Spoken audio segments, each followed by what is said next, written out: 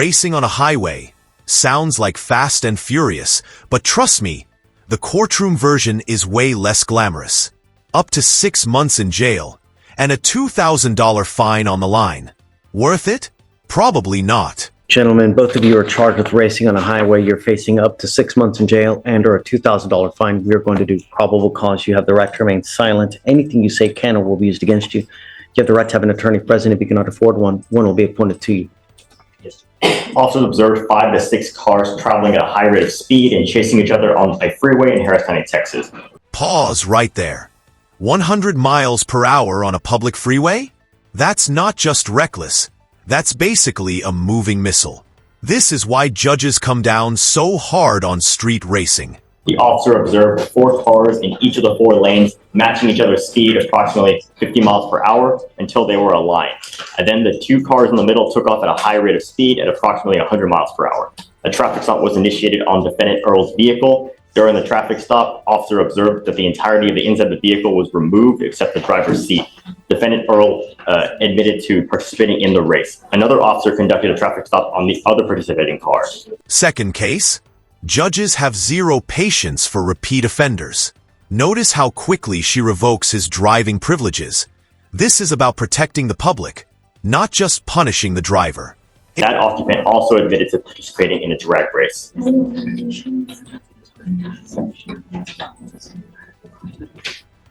You said there were happening to the other 2. Your Honor, there are no other connected cases, just the 2. Got it.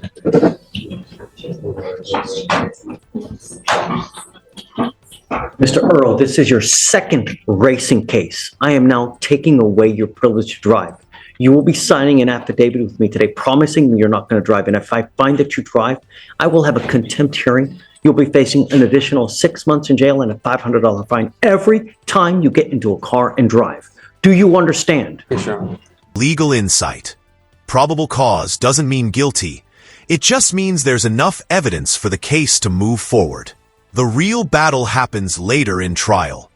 Do not drive. I don't care what you're doing in your life. I don't care where you have to go, what you have to do. I now also am sending you for a drug test. I want to know what, if anything, is in your system, and then you're to come right back. If I find that you don't take the test, if you don't come back, I will issue a warrant for your arrest. Do you understand? Yes, sir. Take a seat. I do have a question. May I have a reset to hire my attorney? I wasn't able to hire him today. We will get there. Okay. First things first, I'm sending you for a drug test because I want to know what, if anything, is in your system. But first, you'll come up here and swear to us that you're not going to drive.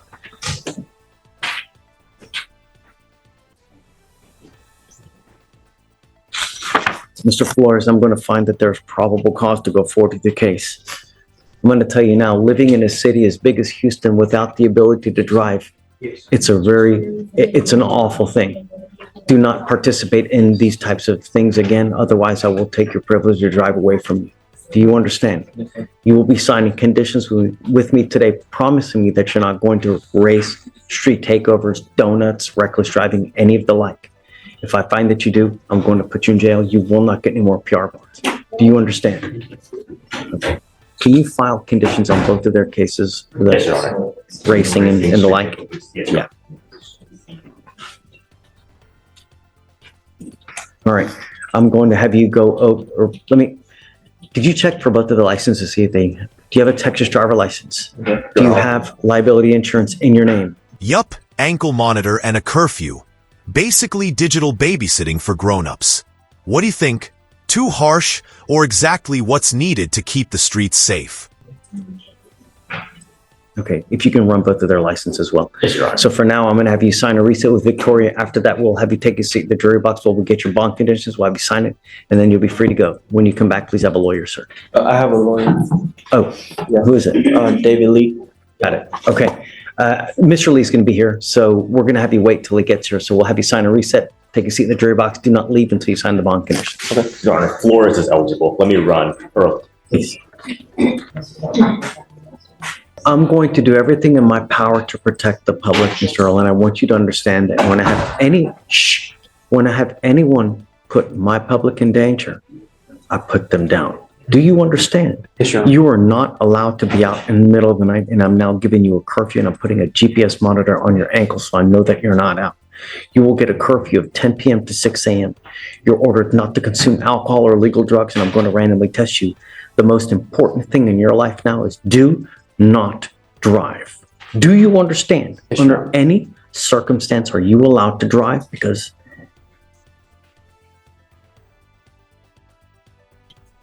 this is a very short life, and it really sucks spending the next 6 months in a 6x9 box. Do you understand? Yes, Your Honor. Because I've already have you sign an affidavit. I can and will have a hearing on whether to hold you in contempt if I find that you drive for any reason. I don't care what your excuse is. I don't care if you have to save anyone and take them to the hospital. It doesn't matter. Do you understand? Yes, Your Honor. Judge, the results have not come back yet. How long ago did he? Well, testing took an extended period of time because the lab was having trouble providing the sample for a while, so the sample was just given. Okay. Let's get him ready on his bond conditions now, that we can have him sign it and get everything ready. 3 days. Yeah. And you have no driving or drugs or alcohol? Correct. Random UAs. And then depending on what the test says, if he tests positive for marijuana, he gets another test in 40 days. If he tests positive for something more illicit, then I guess we'll have to approach that bridge when it gets there. Yes, Judge. Okay, take a seat for me, Mr. Earl. Hold up. Robbery charge out of state while still facing cases here? This is stacking charges like it's a deck of cards, and it makes judges lean heavily toward denying bond. Morning, Mr. Dunham. Morning. How's jail? Terrible. Great. That makes me happy. Because you got to understand, the worse of an experience you have, the higher likelihood when you do eventually get out, you'll think, if I do this, what's going to happen? If I say this, what's going to happen? Because that is the most important thing. You got to understand, we value public safety. It's really, really important to us. So you're here now because it looks like you picked up a case out of state and you want me to set you a bond. Is this right? Yes, sir. You need to understand that my only concern are two things. Number one, are you a danger to my public? And number two, if we set you a bond, are you going to go back to the jurisdiction that you wanted from? Yes, sir. Those are the two things that I'm concerned about. So, what's he wanted for out of state? He's wanted out of South Carolina for robbery. Robbery? Yes, Judge.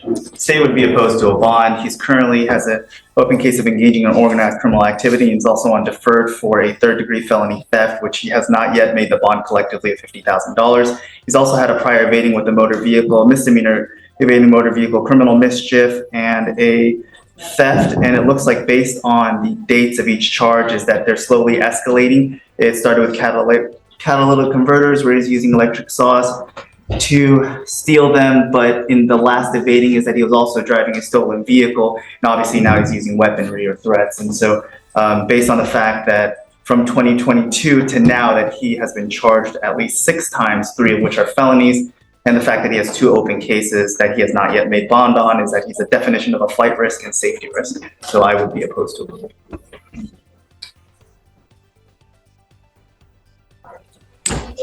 Judge, Mr. Denham is requesting a bond because he has finals on Monday. Finals?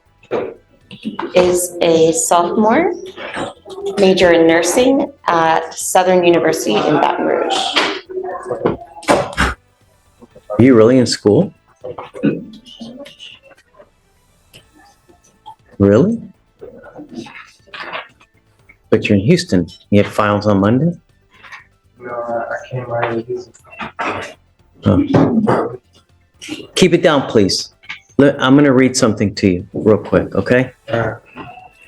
And this is from what I'm reading now. This is from the magistrate. Motion for bond conditions, Harris County, none. Defendant has a hold. 10/16/24. Officers conduct an undercover sting crime suppression operation to catch suspects who are engaged in organized criminal activity bank juggings. Officers use bait victims, undercover officers posing as bank customers, and bait vehicles. 3 suspect co-defendants, DeLeon Dunham, Messiah DeLeon Dunham, and Treventi DeMarcus Hilliard attempt a bank jugging on one bait car, but are unable to break the window. Shortly thereafter, they conduct a bank jugging on a second bait car and this time break the window.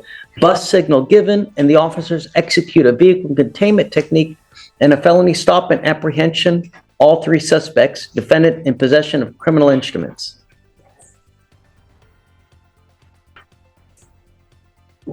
You're on probation for a 3rd-degree felony. This is the turning point. The judge lays it flat. Sometimes the justice system has to protect society, even if it means locking someone up for their own good. You have an open robbery out of a different state. Let me ask you again.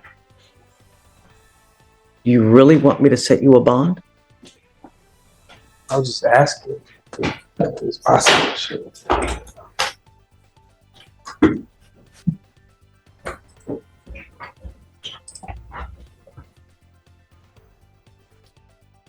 No. You got to understand, at some point, we really, really value our public safety. Mr. Dunham, we are going to do everything in our power to protect it. And if I give you a bond,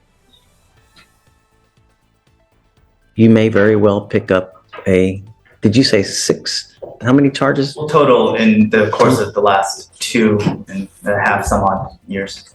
6? 6. Sometimes we have to protect people from themselves because of their own cost. So, Mr. Dunham, I'm sorry, but I really think that you are a complete danger to our public, so I can't do it. All right. I'm sorry. But The local is likely going to get reset for Tuesday, then reset again. He's set for preliminary appearance upstairs, so it's just an arraignment, but it's likely going to get kicked out again for discovery. And so I'm just letting. here's the deal, though. You need to understand that you have not made bond on your felony case. Okay, well, here's the deal. The problem is that while you have not made bond, your case here, the fugitive case, remains in a holding pattern. So the time that South Carolina would normally need to come get you is told until you make bond on that felony case. The other thing is that you're also on, Dave, where was he on felony probation from? On deferred adjudication out of the 338th District Court for a 3rd-degree felony theft. I wonder why I can't even see that. Have they issued a motion to revoke on that one as well? No, they set. Big mistake. Tampering with witnesses or violating bond conditions is like asking the judge for an instant ticket back to jail. This move almost always backfires. Well, for some reason it says to hold on JWeb, but it doesn't show it on. Yeah, no, hold on. It's just from a couple of days ago. I'm assuming they're just following the MAJ today. On that. Is that what you see, Dave? Oh, you're right. They haven't filed the MAJ yet, but I can't see the processing queue in the 338. So if file it, it'll be this weekend. At some point, they're also probably going to issue another warrant for your arrest because of all these cases now, because you're on probation. So at that point, you'll also probably have to set a bond on that one, or they may not set a bond. I don't know. Right. How old are you? 20. You're 20? All right.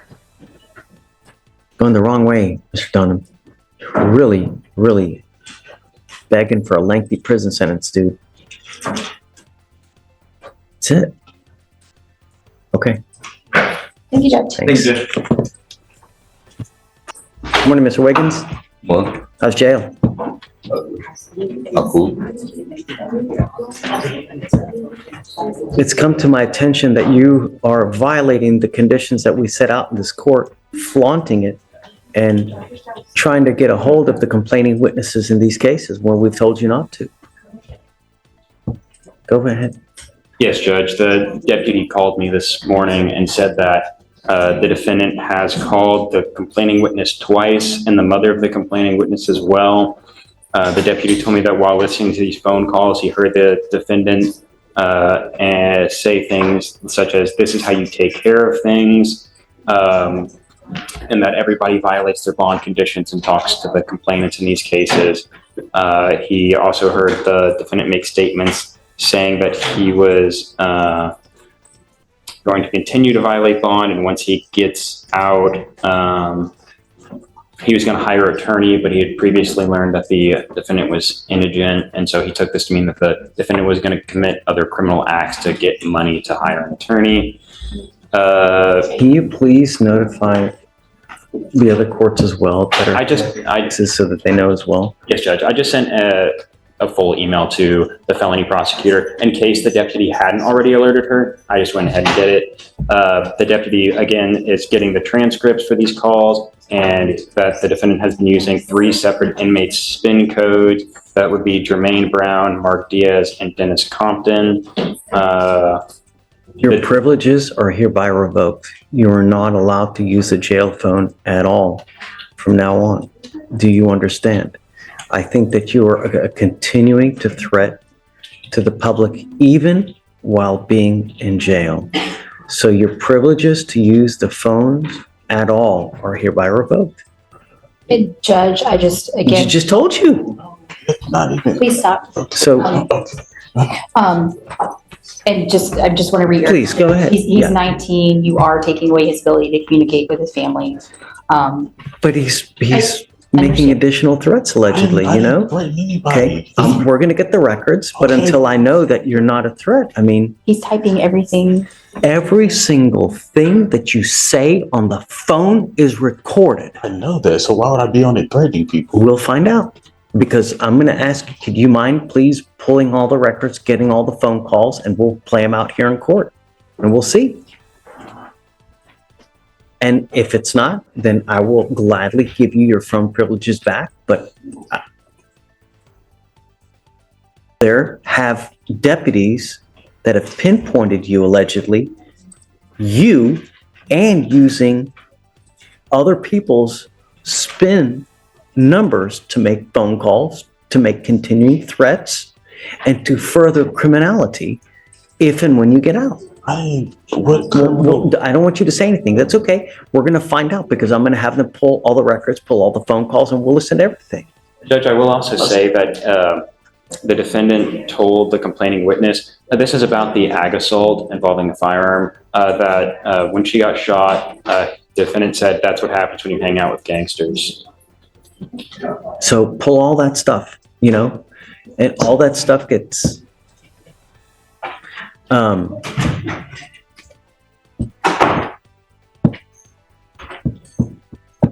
so we need to figure out how, because it's a first for me as far as doing a revocation of privileges like that.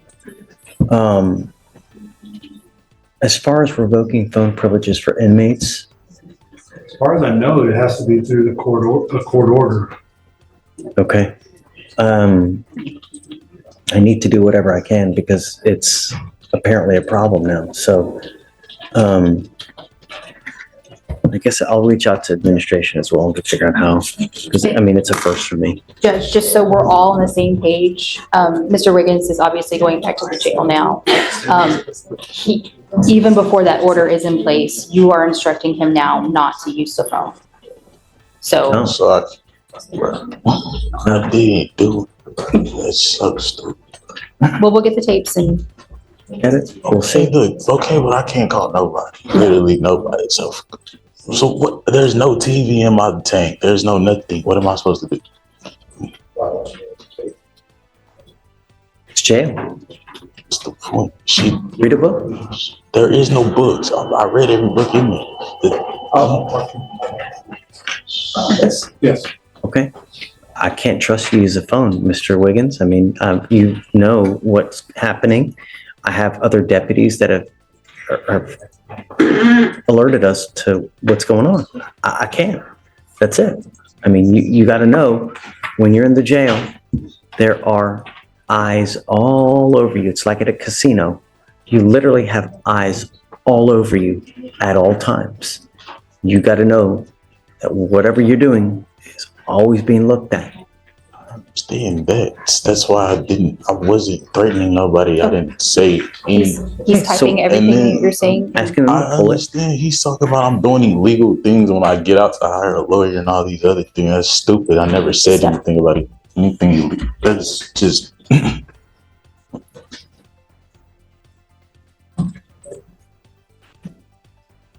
So I guess let's do this. How long will it take you to get those records, do you think? I'm actually not sure, Judge. I haven't requested jail calls before like that. Let me ask. Hey, Steph, how long does it take to get jail calls? We can put a request in, Judge, to our folks. It can take a little time. I've seen it take anywhere from 30 days to longer, but we can put in the request and see if we can rush it, especially if we have specific calls, which I'm guessing you do. Yes, and the deputy has already, when I spoke to him, he said he was already gathering transcripts through theirs, so it might already be. Okay, so let's do this. Let's put it on for next Friday. Yes, Judge. Now, if you can get it quicker, let me know. We'll docket them quicker. And then we'll put it off for a week, and then we'll come back in a week and we'll deal with the situation. But okay, Judge, just, I'm going to be out next week. I can appear on Zoom for this. Okay, absolutely. Yeah. All right. Thanks. thank you. Can we be excused? Yes, ma'am. All right, Ms. Williams, come on this way.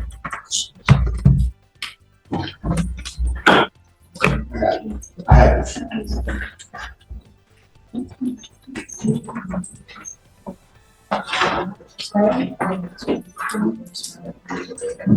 it.